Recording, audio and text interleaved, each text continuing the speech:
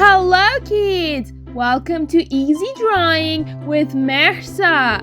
Today we are going to draw a cute girl. Let's start drawing.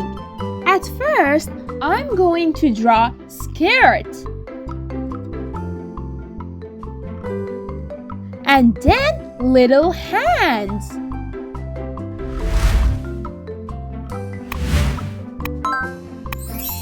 I like to draw a big heart between her hands. Now, 2 legs.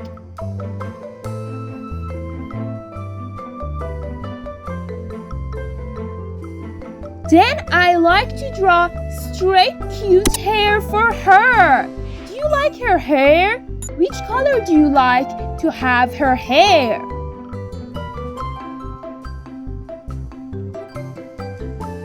Now, a cute kitten hat.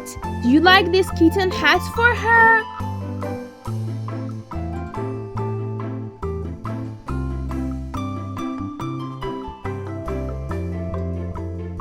Hey, if you like my channel, then don't forget to subscribe and like this video, please.